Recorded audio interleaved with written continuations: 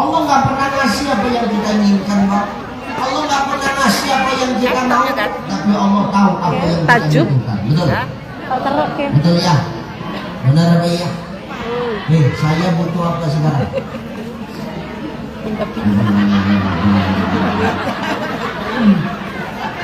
Ini duit yang semalam belum habis, Bu. Ini kalau saya ngomong, saya butuh apa? Mik. Butuh?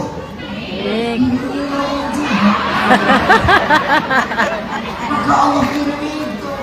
Kalau nggak pakai mik, kira-kira saya ngomong dengan udah sampai berapa? Makanya Allah tahu apa yang kita butuhkan, maka nggak ada alasan bagi kita untuk nggak syukur sama Allah. Di pelan-pelan ngaji saya. Hakikat syukur itu tidak. Kenapa? Kenapa, Bu? Kenapa, Bang?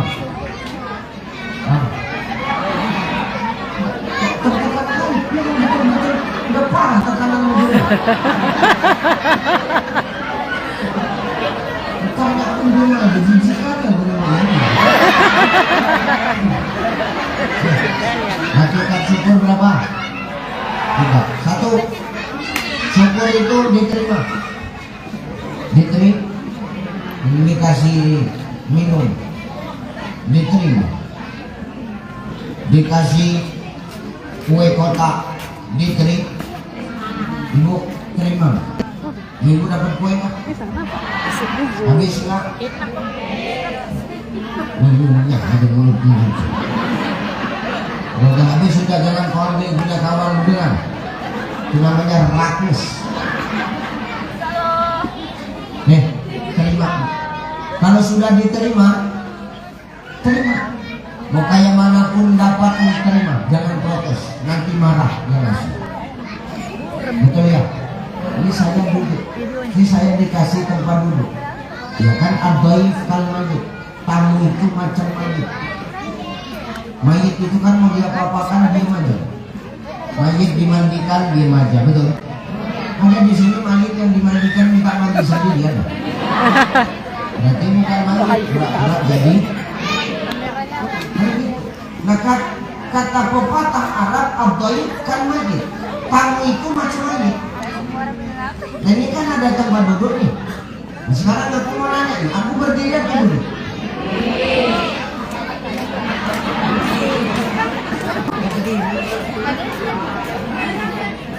Duduk apa berdiri?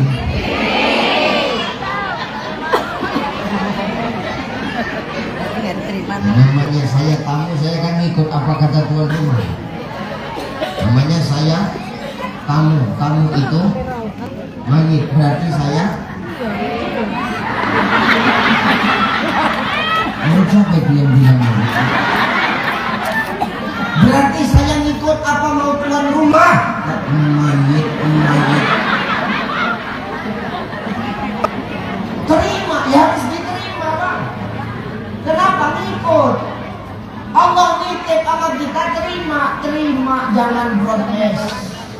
Ya Bu ya, dititipin harta jangan sok, dititipin jabatan jangan sopan, dititipin popularitas jangan som. Terima. Nih, anda adilnya Allah. Tengok wajahnya. Ada tak wajah kita yang sama sih? Wajah saya misalnya mirip sama kembar sama Pak Kades. Enak nggak? Enggak, rugi aku. Benar ya? Terima. Ini wajah kita ini, maaf, ini mengandung filosofi yang hebat, Pak. Dan ini harus kita terima ini. Mau kayak manapun Allah menciptakan itu yang terbaik. Laqad khalaqnal insana fi ahsani. Sungguh Allah menciptakan manusia itu sebaik-baik bentuk. Nah bentuk yang begini ini yang terbaik, maka kau terima, nggak usah kau rubah-rubah. Jangan botol. Anakku, tenang saya. Anak-anak ini kalau aku ceramah dia senang. Karena pikirnya aku kawan orangnya jadi Dek, saya jangan esok pun sumbelis tenang. Benar ya, saya serba salah. Kata Sultan Muhammad Al-Fatih, penakluk Konstantinopel, beliau mengatakan, kalau kau lihat anak-anak berisik, anak-anak recok di majelis ilmu, di masjid, kata Sultan Muhammad Al-Fatih, jangan kau marah, apalagi kau pukul, jangan. Kenapa? Itu tandanya para malaikat sedang gembira. Ini malaikat. Jangan dimarah Pak Kades, cukup kau kasih tahu ya. Kalau kau marah, apalagi kau pukul, takutnya yang kau pukul, yang kau marah itu jelmaan malaikat Israel, selesai kau malam ini.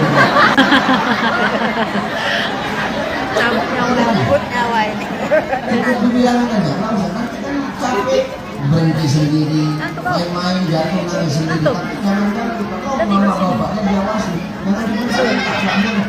Hei, siap!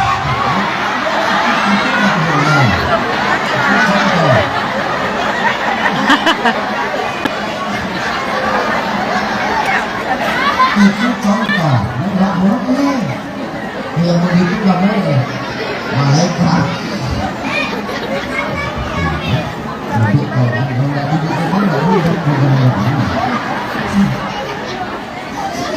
Itu contoh, jangan dulu. Maka terima yang dikasih Allah ya Bu.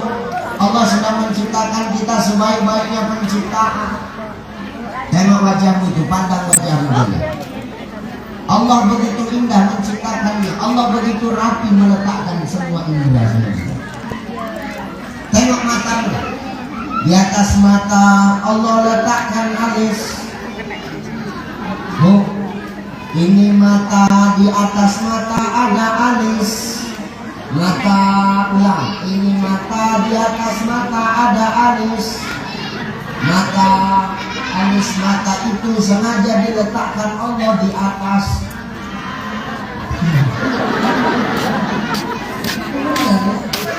Diletakkan Allah di atas. Pertanyaannya, kira-kira bisa nggak Allah meletakkan alis mata di bawah mata? Boleh, suka aja Allah. Tapi Allah tahu kalau alis matamu diletakkan di bawah mata, kau lucu.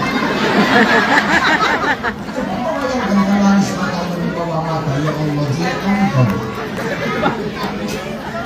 Allah tahu kenapa di atas mata lebih cantik. Allah letakkan di atas mata. Kenapa di atas mata? Allah punya alasan. Kenapa? Air keringat asin. Kalau kena ke mata langsung, mata jadi putih, jadi perih. Makanya diletakkan Allah alis di atas. Nah kalau orang sedang dirombaknya. Cukur alis, sulam alis, tato alis, haram.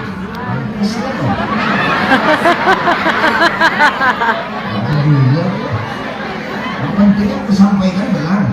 Karena kau mau terima atau enggak urusan kau, tugasnya kan mengingatkan. Manusia akan mengingatkan. Watawasau bil haq, watawasau bis. Mengingatkan dalam kebenaran dan mengingatkan dalam kesabaran. Perkara yang mau diingatkan itu mau dengar atau enggak, mau melakoni atau enggak, terserah. Yang penting udah aku sampaikan. Nanti dipanggil Allah, ucai, ya Allah, udah kau sampaikan sama orang sedang, udah. Jadi kenapa tetap dibuat merengkel dengan ceramah berkipas gitu.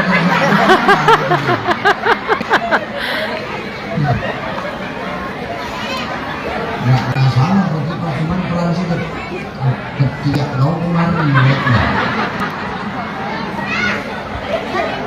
Jadi menculam alis, mencukur alis itu haram bukan haram. Masa kau tengok kawan sebelah, kau tengok aja. Gak usah pala senggol-senggol. Kau dengar itu ke alam mulut kau pun juga banyak banget. Itu menunjukkan sama yang pun tahu kok. Kau yang cerita salah kau yang ngajarnya. Kau yang mencerita. Kau menyalahkan aku malam ini. Ini gak usah salah menyalahkan. Kalau sudah terlanjur cuma gak usah taubat, minta ampun sama Allah. Jangan kau tambah-tambah lagi. Jadi kami gak boleh cukur alis, sulam alis, tato alis, haram. Sok hebat. Pakai celak boleh, boleh. Pakai celak boleh, boleh. Silakan kau nak pakai celak, nak pakai spidol permanen.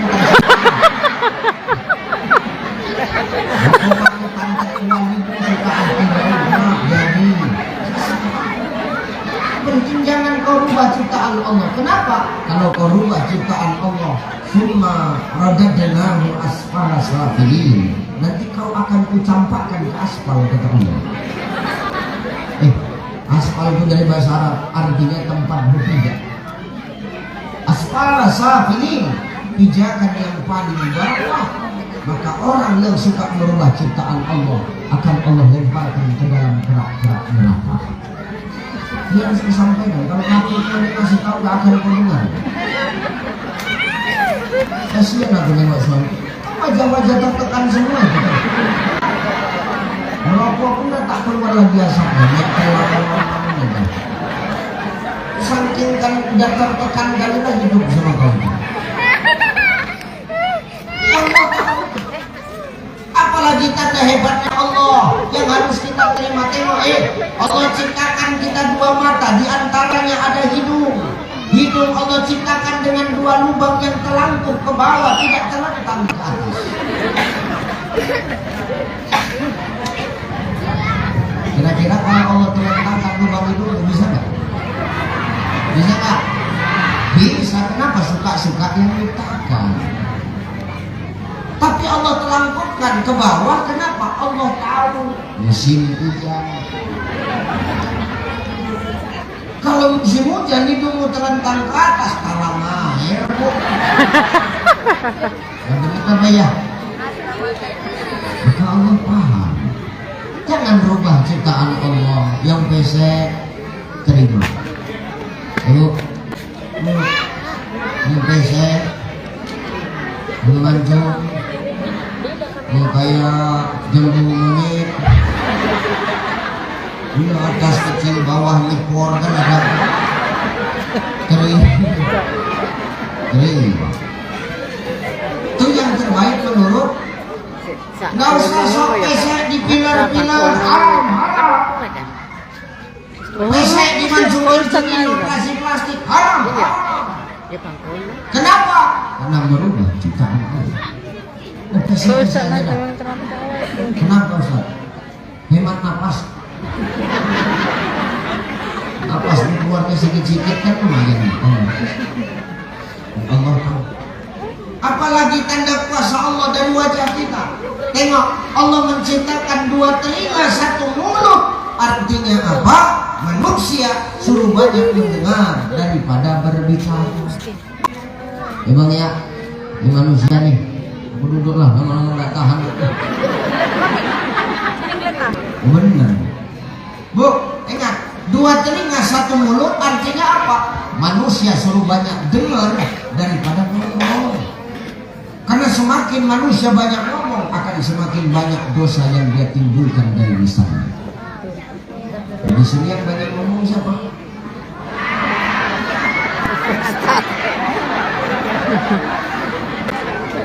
Jadi maksudnya apa sekarang ini? Nggak terus terang, kalau nggak suruh tutup ceramah. Bu ya, Bu, satu mulut dua telinga, manusia suruh banyak dengar daripada ngomong.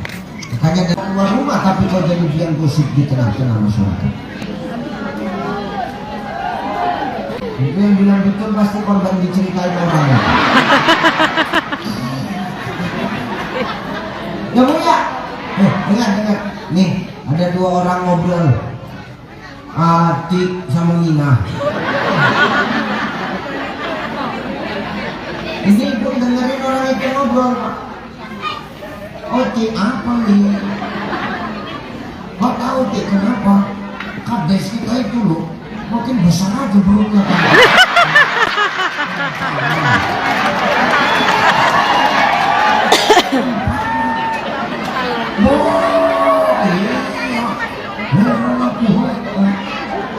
Bisa jadi entah ceritanya Pak Kades. Ini Bu diam aja gak pigi-pigi. Ibu yang diam aja pun kena apa Ustaz? Tahu Kalau kau orang sedang menceritai orang lain, tapi kau diam aja nggak menegur, kau kena dosa subhat.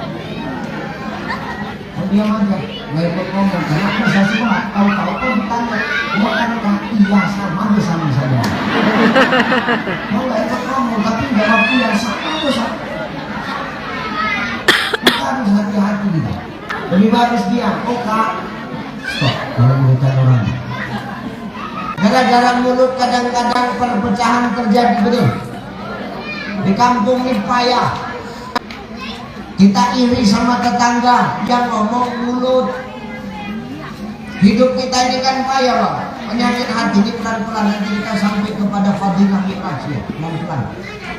Alon-alon asal kelak nyengir, tapi mikir.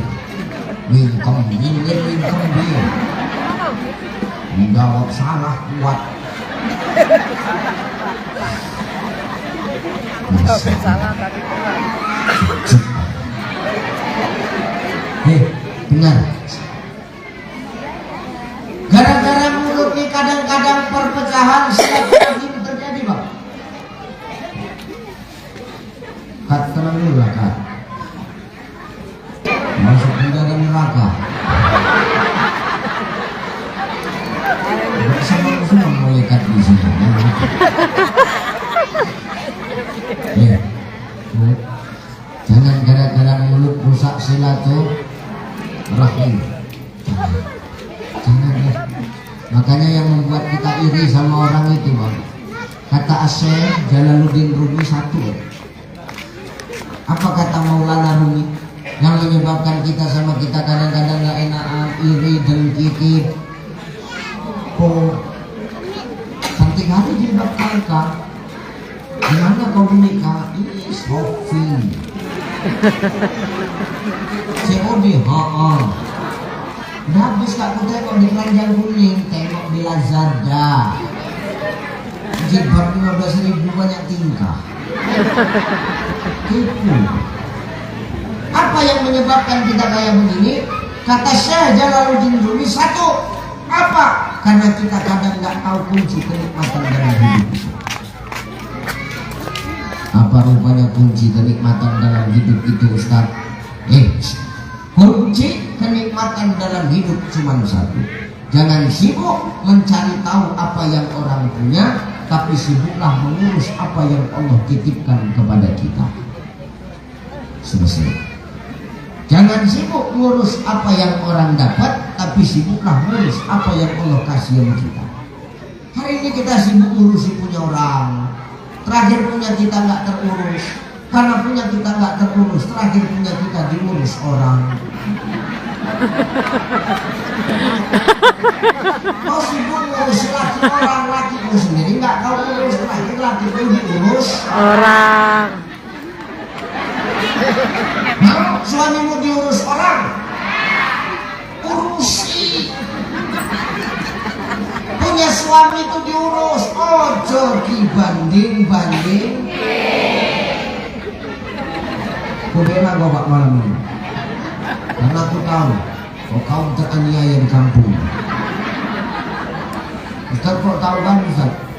Nasib kita sama. Setelah begini, lama setengah mati, capek kesana kemari, yang check in belanjaan senang rumah.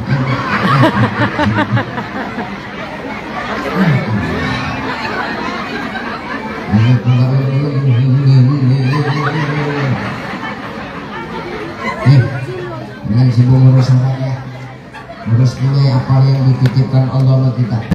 Dengan sibuk sama tetangga ya. Jangan kita jadi orang yang iri, nanti tetangga beli kipas, kita kepanasan, kan goblok. Bodoh boleh, goblok jangan.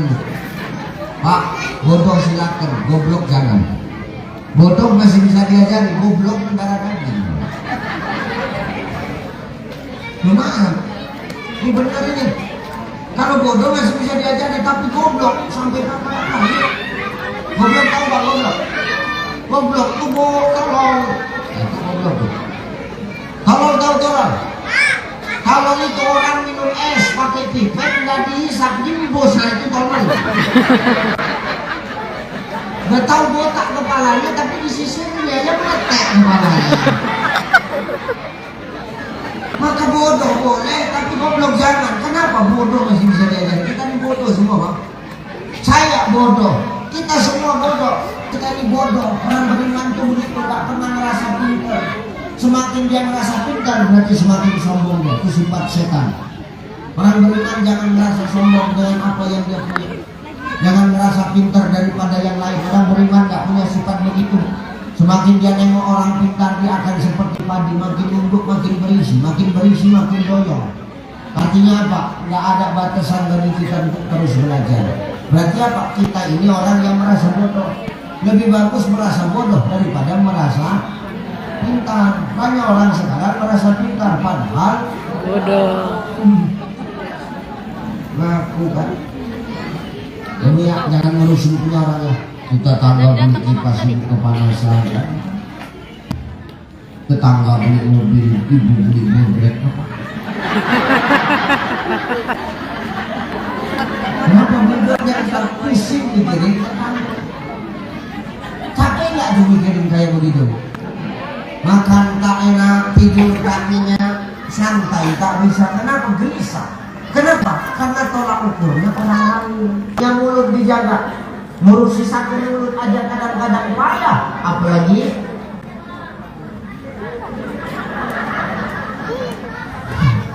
ada yang mulutnya dua. Kamu ya satu, ngurus satu aja payah, apalagi dua. Bahaya. Yang tiga, yang di mulutmu, lidahmu, bibirmu, hati-hati jaga. Jangan rubah-rubah. Mengapain dirubah-rubah? Disulam harus tahu. Biar apa disulam? Biar tebal. Kalau tebal kan cantik, Ustaz, macam Angelina Jolie. Bu, kalau mau bibirmu tebal kan siapa nak kau sulam-sulam?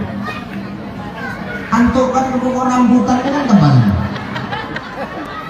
Gak usah banyak tingkah. Ustaz, badanku gemuk, macam sampai teraktif.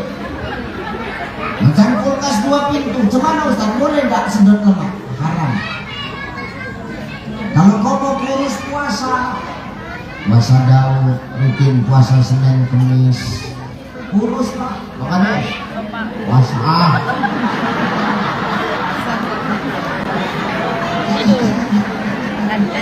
Puasa guys, nggak usah diet, nggak usah sedot lemak. Hitung sangat itu basmi lemak. Sehari 3 kali dan lemak di badan kau habis. Beli sedikit muridku kan tak ada masalah. Yang penting kurus, usahakan lemaknya awal gue bilang. Maka terima apa yang Allah ciptakan hari ini sama kita. Itu yang terbaik. Kenapa Ustaz persampaikan perkara ini Ustaz? Karena kadang kita nggak pernah syukur dengan apa yang Allah kasih kita. Itulah yang membuat kita jadi orang yang tamak, orang yang sombong, orang yang rakus. Kalau sudah rakus, maka untuk mencapai tujuannya dia akan halalkan segala cara. Dia akan tabrak aturan Allah demi mencapai keinginannya. Ini banyak orang kayak sekarang ini. Pengen duit banyak, pinjam koperasi. Koperasi apa? Kalau koperasi yang bagus-bagus nggak masalah. Ini makan. Koperasi mekar. Ini kewer. Di sini ada yang pinjam mekar itu. Arab. Aku nggak peduli kok. Kau undang aku kemari kan untuk menyampaikan nasihat kan. Beginilah cara aku nasihati orang. Zaman sekarang ini kalau menyampaikan slow-slow, menyampaikan pelan-pelan Pak, dipijak orang kita ini. Kadang-kadang yang kita tegas kayak begini aja masih ada salahnya Pak. Itu salah, kau mau terima apa enggak? Mekar itu haram, kau mekar dan naik kereta itu. Datang dari pintu depan, kau keluar dari pintu belakang. Dicegat di pintu belakang, kau keluar dari pintu depan. Dicegat buka belakang, dia nggak keluar. Betul? Ini hari Rabu, besok hari Kamis, jam 9 hari Kamis, kumpulan mekar itu biasanya. Ustaz mau paham, banyak tetangga begitu. Berapa banyak rumah tangga yang hancur dan rusak gara-gara seolah istri minjem kayak begitu, suaminya nggak tahu. Aku kan Pak, kalau lagi itu nggak aku Pak.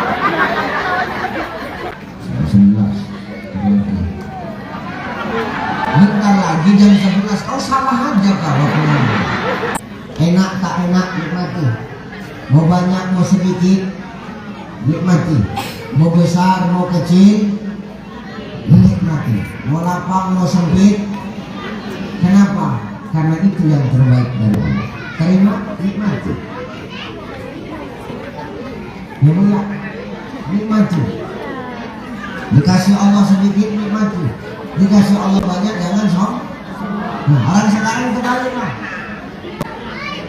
Dikasih sedikit, enggak terima. Dikasih banyak, sok. Banyak. Orang sana. Orang sana, kalau orang sini enggak punya orang sana. Cuman orang sana itu banyak pindah kemari. Nah, itu masalah. Dikasih sedikit, protes. Dikasih banyak, sombong. Ada orang kayak begitu kan? Dari zaman Nabi bang.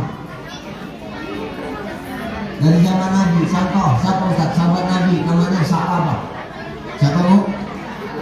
Sa'labah. Sa'labah kenal? Sa'labah. Sa'labah kenal? Sa'labah pak kenal?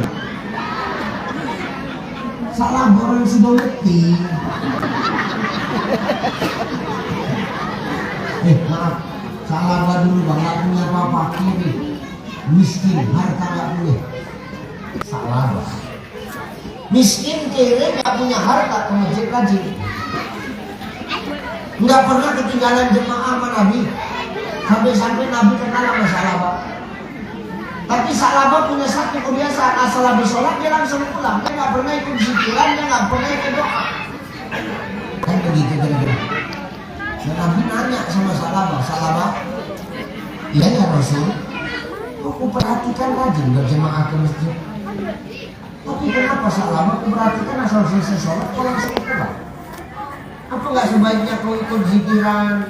Apa nggak sebaiknya maaf kau ikut doa bareng? Ya Rasul, siapa yang nggak kepengen? Engkau yang berdoa, kami yang mengaminkan di belakang. Ya Rasul,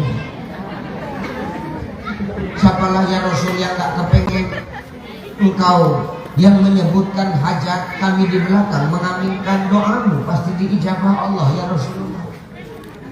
Tapi ada masalah ya Rasul. Apa masalahnya? Apa berat ya Rasul? Masalahnya apa yang berat itu? Pokoknya berat. Tarik deh. Ngomong aja Sa'labah berat ya Rasul, mari.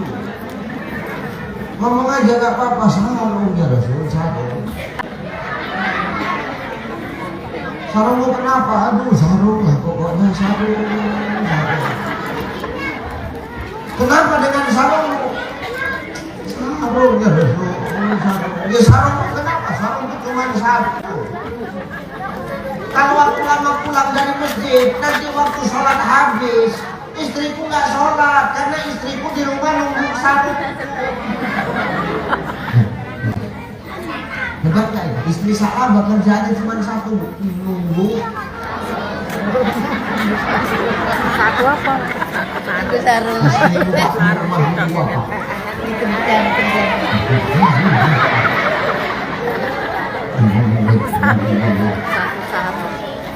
Sa'labah tuh punya istri, nunggu sarung aja kerjaan. Menjadi sarungku cuma satu, Sa'labah. Iya ya Rasul. Kalau aku lama pulang, nanti istriku nggak sholat. Oh gitu? Iya. Sarungku cuma satu. Ini pun Pak dia sunat masal ya Rasul. Habis sholat dulu, berjumpai aku ya. Apa cerita ya Rasul? Udah bilang aja deh, udah kangen aja tuh besok. Apa cerita? Udah lah, jumpa aja kita. Oke. Besok sholat zuhur bang, didatanginya Rasulullah. Assalamualaikum ya Rasulullah. Waalaikumsalam. Sudah hadir kok Sa'labah sudah ya Rasul. Sa'labah ya. Ini ada kambing Sa'labah 2 ekor. Kambing jantan, kambing betina. Kau jaga kambing ini, kau rawat kambing ini, mudah-mudahan ini kambing kalau kau jaga, kau rawat, nanti kambing ini bisa membuat hidupmu sejahtera. Oke. Kambing yang gede, berkahnya gede. Enggak nyampe sebulan kambingnya banyak. Tiap hari melahirkan.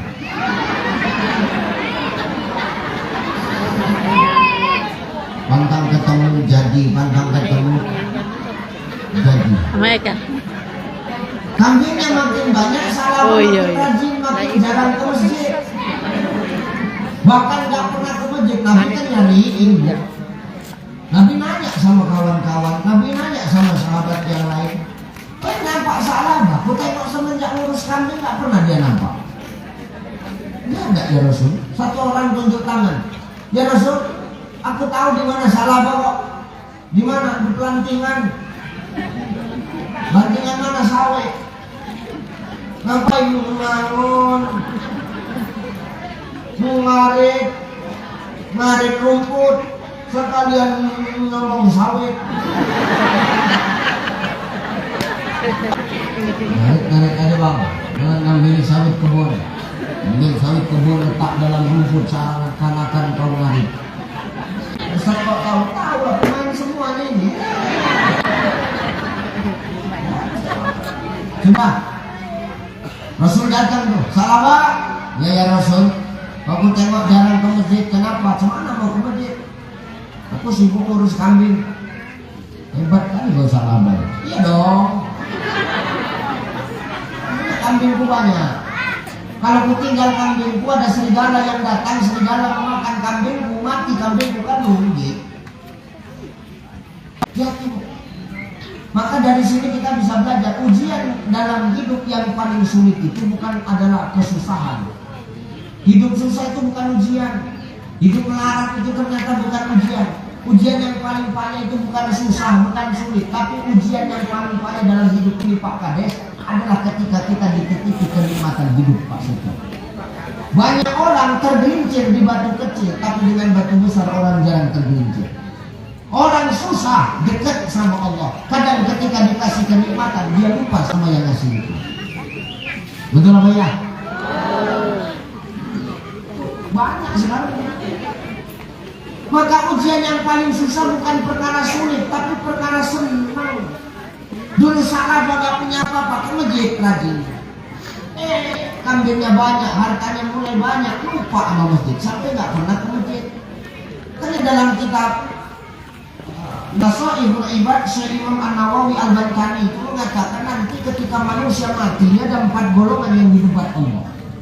Allah langsung yang mendebat Pak. Salah satunya siapa? Orang yang sibuk dengan dunia sampai dia lupa kepada masjid. Orang yang sibuk dengan dunia tapi dia lupa untuk ibadah kepada Allah. Ini nanti dipanggil Allah. Begitu bangkit dari kubur, apa kata Allah? Kau dulu orang yang sibuk kerja, jangan sampai lupa ibadah. Kenapa kau dulu sibuk kerja? Cemana lagi? Kalau nggak kerja, aku nggak makan.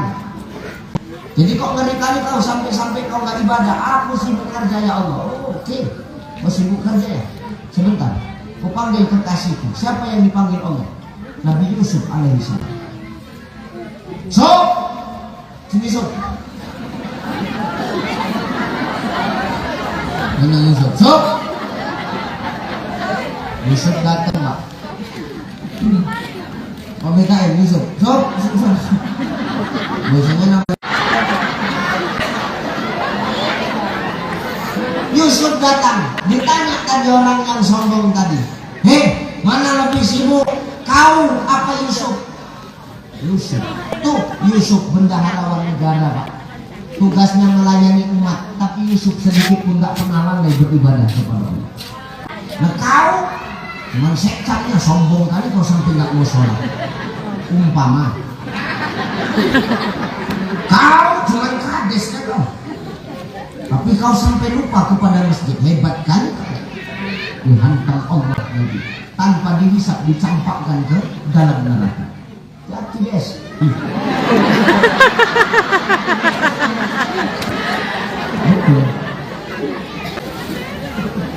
lagi kadus dengan saya hebat dus. Ada kadus yang datang.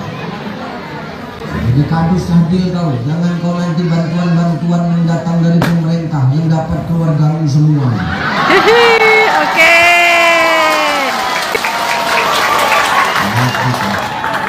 Ini kadus sana, bukan kadus ini. Ini kadus sana kawan sama kadus ini.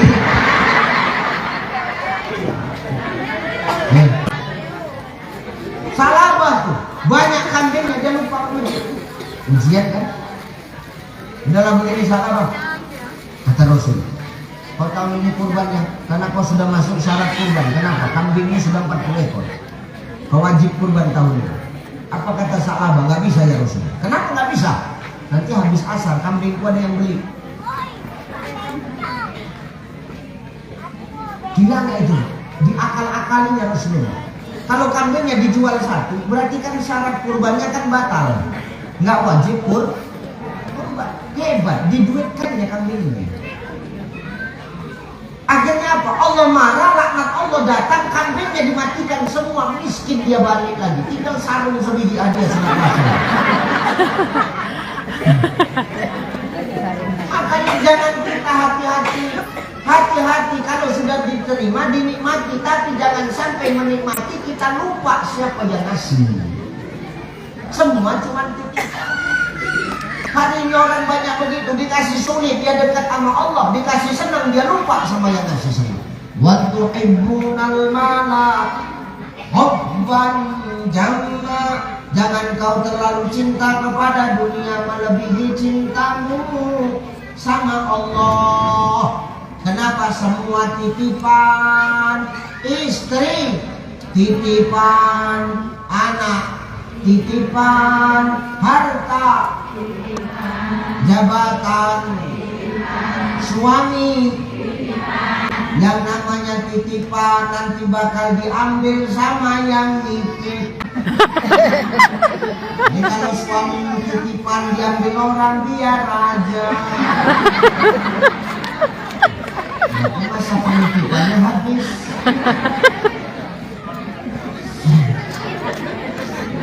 Itu coba dari segala cara Pak. Lihat kita. Semua titipan yang namanya titipan nggak usah terlalu dicinta-cintakan, biasa aja. Masa kok bilang gitu, tapi maaf. Ya saya punya istri kok. Saya tuh bilang kok sama istri saya. Apa aku bilang sama istri? Maaf, Umi, iya Pak.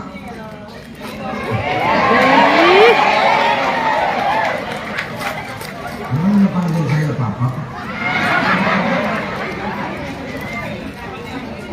Sekarang gini, itu istri siapa? Istriku kan? Ada masalah? Itu sibuk kali mulutku. Sibuk kali kan? Rupanya Ustaz gak boleh, rupanya sosok. Ya mak, aku bilang sama biniku Pak Mi, ya Pak, kau jangan cinta-cinta kali kau sama aku, karena aku pun gak cinta-cinta kali sama aku.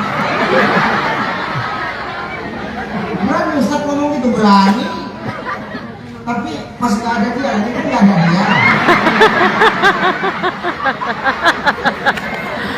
Kalau ada dia mah itu satu loh. Maksud kau apa saya gitu? Marah dia, marah. Apa maksud kau Pak? Enak kali kau ngomong kayak gitu. Maksudku gini loh, kau dengar dulu.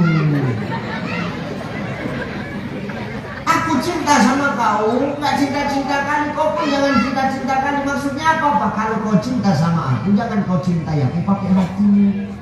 Karena aku pun mencintaimu nggak pakai hati.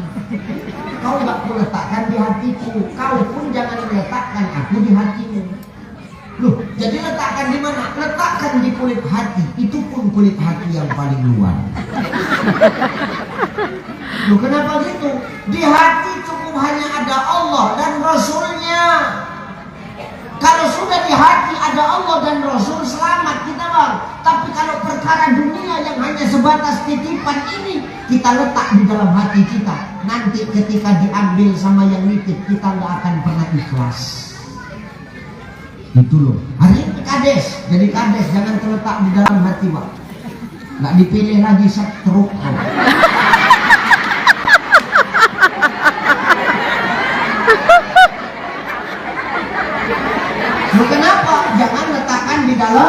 Hati. Letakkan di kulit hati Pak Sekam. Jabatan itu pasangan kita letakkan di kulit hati, jangan letakkan di dalam Hati. Kenapa? Secinta-cintanya kita dengan pasangan kita, maka kita akan berpisah dengan yang kita cinta. Cinta kau sama suamimu, Bu? Cinta kau sama suamimu, Bu? Ibu cinta sama suami? Pak, bapak cinta sama istri?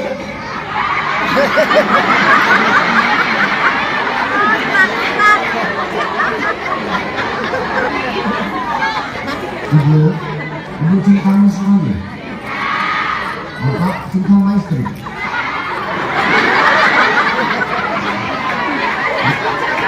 Kalian jago apa semuanya? Secinta-cintanya kau dengan pasanganmu, maka kau pasti bakal berpisah dengan pasanganmu, betul? Kalau itu kita letakkan di dalam hati kita, Pak, nggak akan pernah bakal bisa move on, nggak akan pernah bisa lupa kita, nggak akan pernah bisa Ikhlas. Maka letakkan di kulit hati, itu pun kulit hati yang paling kuat. Ketika diambil, kita nggak gelisah, kita ikhlas. Kenapa? Kita sadar semua hanya titipan. Ya Bu ya, meninggal suamimu, ya udah sekadar sedih, jangan meratap.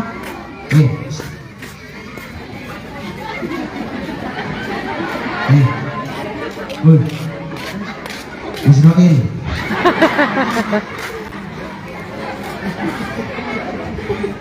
Ini kalau kupijak batang lehernya boleh? Jangan bisik, sana kau kalau main-main sana, di sana, bawa-bawa pohon sana. Kalau nyolong-nyolong ayam pun boleh.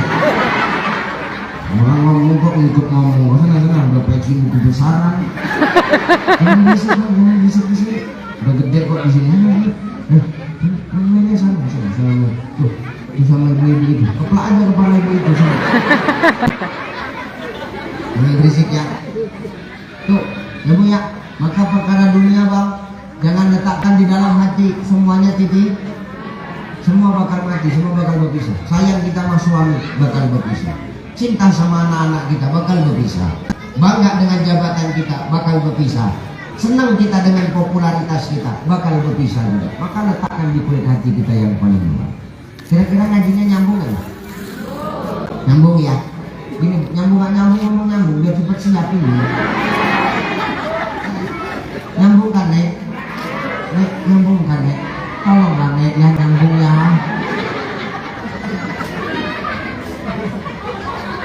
Maka silahkan nikmati apa yang dikasih Allah, jangan sampai kita lupa sama yang ngasih nikmat. Terima, nikmati. Yang terakhir, jangan kecewakan yang ngasih. Yang ngasih Allah. Maka jangan kecewakan yang ngasih. Tadi panitia ngasih makan saya burung, betul? Kan saya terima. Burung rendang. Saya terima Pak Kades.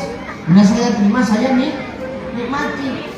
Yang ketiga ini, jangan kecewakan yang ngasih.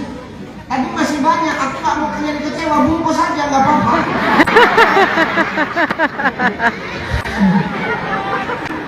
Dingin Ustaz, dingin bisa aku panasi di rumah. Malah kayak kau enggak aja kau. Kalau diri itu semua kau gaskan. Kerupuk melempem pun kau masukkan. Malu kau. Orang ini Pak kerupuk melempem itu dimasukkan. Ustaz mau tahu sama kelakuan bini kumpul gitu. Kadang heran, bawa tas bisa-bisa isinya kerupuk melempem. Oh, kenapa kau bawa kerupuk melempem ini? Digoreng ya soft. Mungkin sing ngombok goreng ringkos jadi cilik. Isi-isinya itu. Maka jangan kecewakan yang ngasih, jangan kecewakan Allah. Bagaimana supaya Allah nggak kecewa dengan nikmat yang Allah berikan kepada kita? Nih, caranya gimana Ustaz? Pahami ayat-ayat Allah. Dengan memahami ayat-ayat Allah, maka pengimplementasian ibadah akan kita kerjakan. Maaf, ini kan Isra Mi'raj datang ngajarin kita supaya kita dekat sama Allah. Karena maaf, di balik Isra Mi'raj ini ada ibadah yang luar biasa. Satu, ada amalan sholat. Ini satu. Dua, ada amalan zikir. Kenapa zikir? Bentar, kita pelan-pelan ngaji. Bu, Pak, maaf, sholat itu ibadah yang paling istimewa. Saking kan istimewanya, Rasul suruh jemput. Rasul yang jemput apa Rasul disuruh jemput? Nah sekarang ini lagi. Rasul yang jemput apa Rasul yang suruh jemput? Rasul yang jemput. Yuk sekarang yuk. Mikir, niat tapi nih.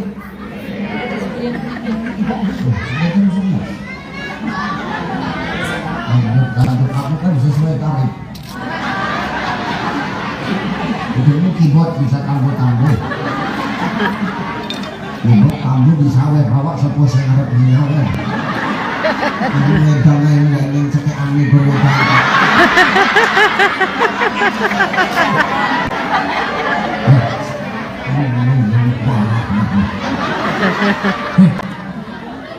Nah sekarang begini, ngomongin sholat tuh, ngomongin mi'raj. Sholat itu dijemput apa Allah yang nyuruh jemput? Kok dijemput? Allah yang nyuruh jemput. Bukan Nabi yang jemput, Allah yang nyuruh jemput. Makanya bunyi ayatnya tengok. Subhanalladzi asra bi 'abdihi lailam minal masjidil haram ilal masjidil aqsa alladzi barakna hawlahu linuriyahu min ayatina innahu huwas samiul basir. Kan gitu. Maha suci Allah yang telah memperjalankan. Kalau sudah memperjalankan berarti Allah yang mau. Allah yang memerintahkan Rasul untuk jemput. Seakan-akan Allah ngomong, ya Muhammad jemput sholat. Kenapa? Ibadah khusus. Karena sholat itu antara hamba dengan makhluk. Langsung. Makanya sholat ini pokoknya agama. Sholat ini pokoknya ibadah. Asal baik sholatmu, maka baiklah semua amal ibadah. Kalau baik sholatmu, maka akan berpengaruh kepada akhlakmu. Inna sholata tanha anil fahsya'i wal munkar. Sholat itu akan mencegah perbuatan keji dan munkar. Maka maaf, kalau kampungmu mau aman, kampungmu mau jauh dari maling, kampungmu mau adem ayem tentrem damai, sholat, ramekan masjid. Di masjid sudah cantik, betul? Masjid sudah besar, betul? Jangan masjid yang kau bangun ini menjadi kesombongan, sehingga masjid ini menjadi masjid yang nanti menjadi tanda-tanda datangnya kiamat. Apa tanda-tanda datangnya kiamat? Salah satunya nanti di akhir zaman banyak umat Muhammad membangun tempat ibadah, tapi sedikit sekali orang yang mengisi di dalamnya.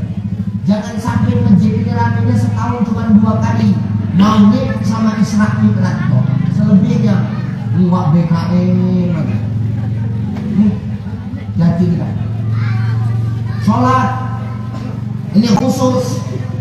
Makanya Isra Mi'raj ini perjalanan khusus yang melakoni gor Nabi yang lain gak ada, gor Rasul kok. Bayangkan ya Bu ya. Nih sholat. Ini ada amalan sholat itu yang agama. Siapa yang sholat berarti dia menegakkan agamanya. Siapa yang gak mau sholat berarti dia merobohkan agama. Sesibuk apapun kita,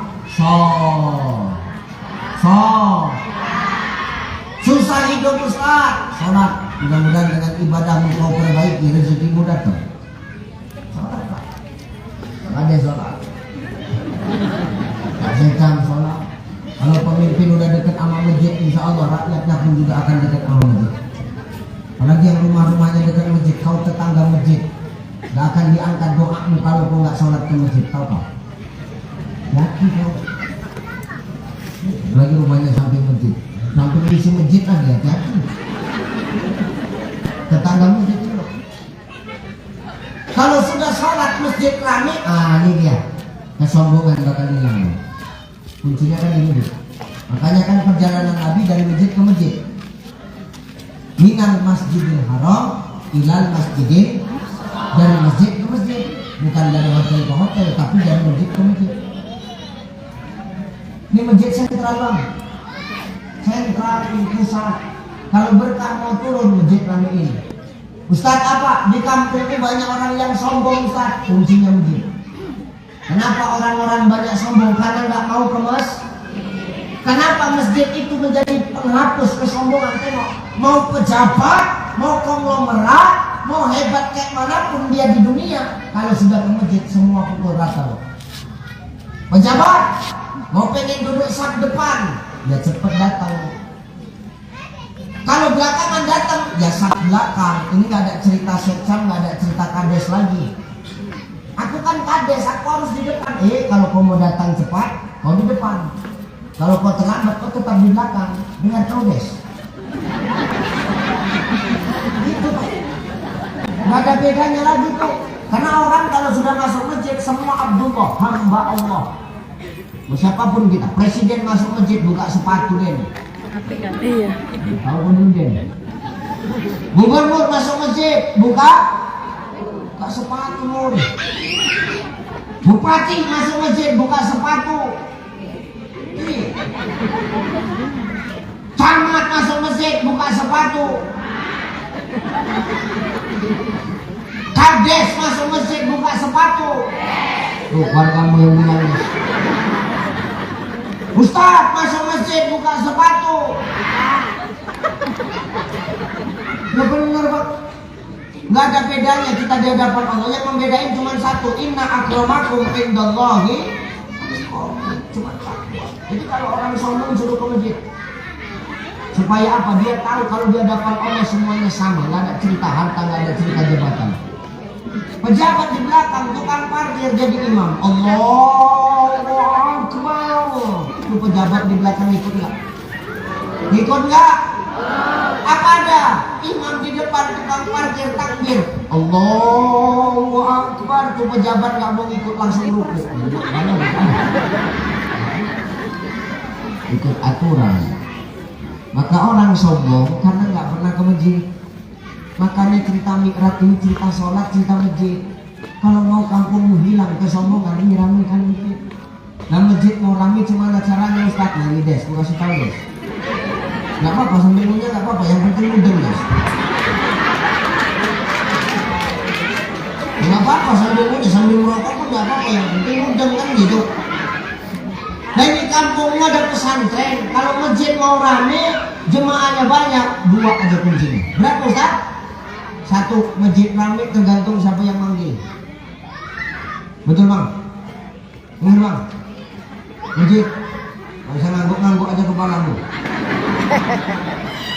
Masih sehat, masih hidup, gak mau ke masjid. Begitu mati buat wasiat, tolong nanti sholatkan aku di masjid. Hebat kan? Kalau aku bilang mayatnya aku campak lagi sendiri ke sarang. Hebat kan kok? Masih hidup gak ke masjid, begitu mati minta sholatkan di masjid. Maka masjid yang buat rame 2, 1, masjid rame tergantung siapa yang manggil. Maknanya apa? Masjid rame tergantung siapa yang azan. Ini anak-anak pesantren banyak, ini anak-anak muda di kampungmu banyak Des. Kasih tempat buat mereka, kasih panggung buat mereka. Benar Pak Mikael? Mau nyari burung aja.